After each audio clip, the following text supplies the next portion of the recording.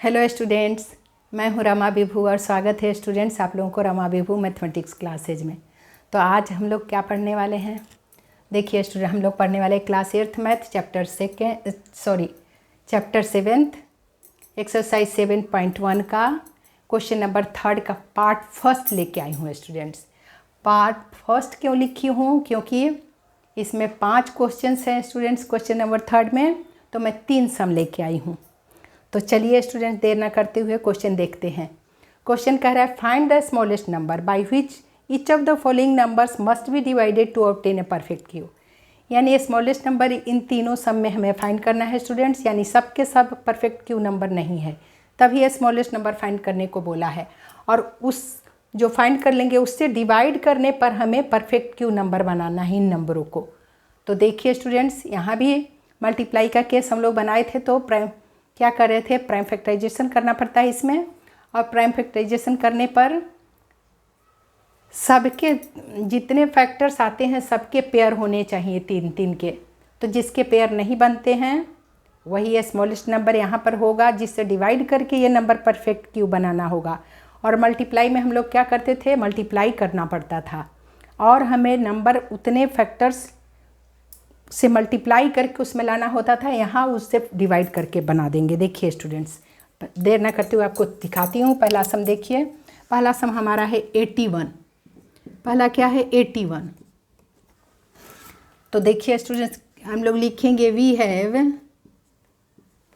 81 है। देखो स्टूडेंट्स, तो 81 का हमें क्या करना होगा? Prime factorization. देखिए 81 को मैं 3 से करती हूँ, सबसे छोटा नंबर से। देखो स्टूडेंट, 3 से 3 2 जा 6 और 2 121 बचा, 3 7 जा 21। देखो स्टूडेंट, फिर 3 से करो, 3 9 जा 27, फिर करो 3 3 जा 9, फिर करो 3 1 जा 3।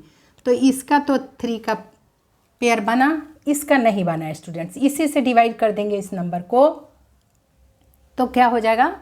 Smallest number. यानी कि डिवाइड के केस में नंबर छोटा हो जाता है, मल्टीप्लाई के केस में नंबर बड़ा हो जाता है। ठीक है, तो वो तो हम लोग पढ़ चुके। जितना चाहिए होता है उसमें और इसमें जितने की मतलब जिसका पेयर नहीं बना उससे डिवाइड कर देते हैं। तो देखो स्टूडेंट्स, हमारे फैक्टर क्या आया? 3 × 3 × 3 × 3 आया। इसका तो पेयर बना 3 का, इसका नहीं बना। यानी इसे लिख सकते हैं 3 का क्यूब × 3। यही मिला हमें। देखिए स्टूडेंट्स, तो इसको अब मैं मिटा देती हूँ। ठीक है, आपको समझा दी मैं, प्राइम फैक्टराइजेशन दिखा दी करके। तो देखो स्टूडेंट्स, तो थोड़ा लिखना पड़ेगा हमें। इन फैक्टराइजेशन स्मॉलेस्ट नंबर हमें तो यही होगा आंसर, लिखना पड़ेगा थोड़ा, क्योंकि इसमें जिसका पेयर नहीं बना उससे डिवाइड कर दो तो ये परफेक्ट क्यू बन जाएगा, ये 3 का क्यू बच जाएगा। इसको हटा देंगे तो in factorisation we see that, लिखना पड़ेगा we see that there is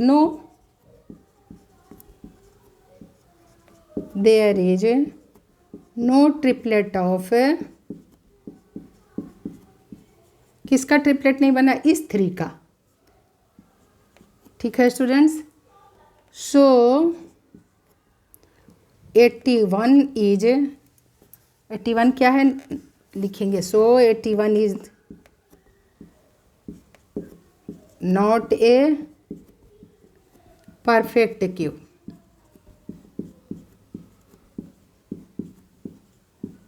ठीक है, सो स्मॉलेस्ट नंबर हमारा क्या हो गया? यही होगा, जिसका पेयर नहीं बना वही। So smallest number is equals to 3 answer.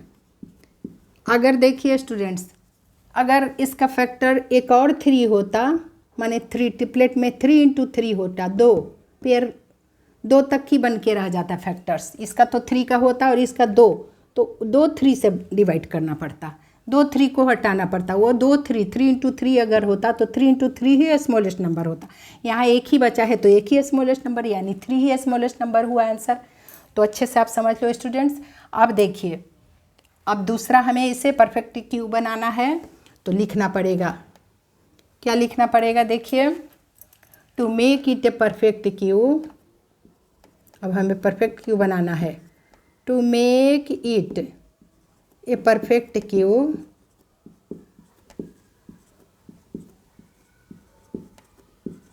we divide it by 3, इसी 3 से डिवाइड कर देंगे तो ये बच जाएगा। सो 10, 81 को डिवाइड कर दीजिए 3 से, तो क्या बच जाएगा स्टूडेंट्स, 3 का क्यूब यानी 27 बच जाएगा। Which is a perfect cube, यही क्वेश्चन बोला था, which is a perfect cube.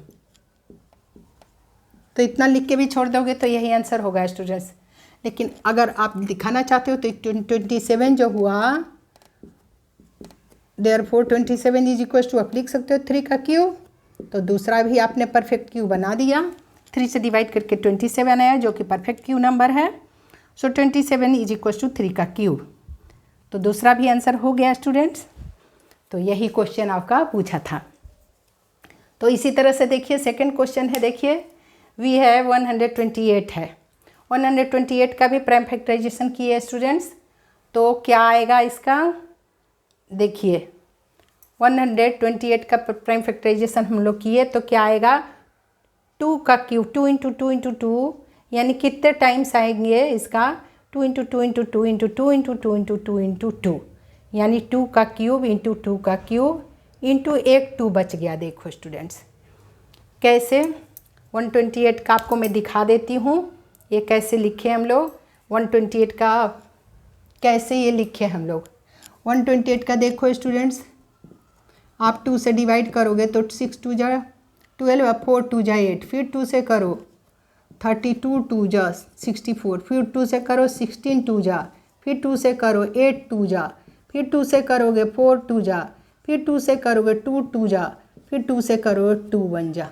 तो देखो स्टूडेंट्स इसका ट्रिपलेट बन गया, इसका ट्रिपलेट बन गया, एक 2 बच गया, देखो तो एक 2 ये जो बच गया, इसका ट्रिपलेट यानी 1 2 3 4 5 6 7 टाइम्स 2 को मल्टीप्लाई करना है, 7 टाइम्स करके दिखाया मैंने, तो क्या हो जाएगा, 2 का क्यूब एक पेयर, फिर ट्रिपलेट 2 का क्यूब इंटू 2 बच गया, यही 2 इसका स्मॉलेस्ट नंबर होगा, इस 2 से डिवाइड कर देंगे तो ये बच जाएगा, ये परफेक्ट क्यूब हो जाएगा।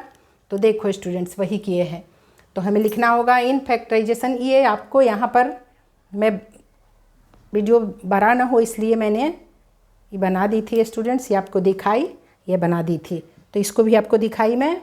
तो क्या हो गया, ये 2 का क्यूब इंटू 2 का क्यूब, ये 2 का ये जो फैक्टर से इसका क्यूब नहीं बना, यानी 3 ट्रिपलेट नहीं बना, तो in factorisation we see that there is no triplet of 2, so smallest number आपका यही 2 आंसर आ गया। ठीक है students, to make it a perfect cube we divide it by 2, यानी 128 को 2 से डिवाइड कर देंगे तो परफेक्ट क्यूब बन जाएगा। सो 128 को 2 से डिवाइड करके आपको दिखाई मैंने, क्या बच गया, इसको हटा दीजिए, हटा देना है, तो क्या बच गया, 2 का क्यूब इंटू 2 का क्यूब यानी 64, 64 which is a perfect cube, 64 को हम लिख सकते हैं 2 का क्यूब इंटू 2 का क्यूब, यानी आपको क्या करना है, बेस को मल्टीप्लाई कर देना है, जब एक्सपोनेंट सेम होता है तो 2 इंटू 2 इंटू 2, जब 4 का पावर 3 हो जाएगा, 4 का क्यूब क्या होता है, 4 4 जा 16, 16 4 जा 64, यही करना था स्टूडेंट। इस तो यही सम आपका सेकंड है। थर्ड देखो 135 के फैक्टराइजेशन हमने किया, प्राइम फैक्टराइजेशन उसी की तरह करना होगा, तो 135 का क्या होगा स्टूडेंट्स, 3 इंटू 3 इंटू 3 इंटू 5 कैसे होगा, देखिए आपको दिखाती हूँ। 135 को करिए 3 से, 3 4 जा 12, 1 5 15 बचा, तो क्या हो जाएगा 3 5 जा 15, फिर करो 3 से, तो 3 1 जा 3, 3 5 जा 15, फिर करो 3 से, 3 1 जा 3, 3 5 जा 15, 5 से होगा 5 1 जा। देखो स्टूडेंट्स इसका तो ट्रिपलेट बन गया, इसका नहीं बना, तो 3 इंटू 3 इंटू 3 इंटू 5 ये फैक्टर्स इसके बचे, तो यही इसका पेयर नहीं बना, यही स्मॉलेस्ट नंबर होगा स्टूडेंट्स। तो देखिए आपको प्राइम फैक्टराइजेशन हमने दिखा दिया यहाँ भी, तो क्या करना होगा हमें, in factorisation we see that there is no triplet of 5, इस 5 का ट्रिपलेट नहीं है, so 135 is not a perfect cube number, so smallest number आपका यही 5 आंसर आ गया। जिसका ट्रिपलेट नहीं बना वही स्मॉलेस्ट नंबर हुआ। यदि इस 5 से डिवाइड कर दिया जाए तो क्या हो जाएगा, perfect cube. To make it a perfect cube we divide it by 5, so इसको हमने 5 से डिवाइड करना है। 5 से डिवाइड कर दिए तो क्या आ जाएगा, यही बच जाएगा 3 का क्यूब। 3 का क्यूब क्या होता है, 27।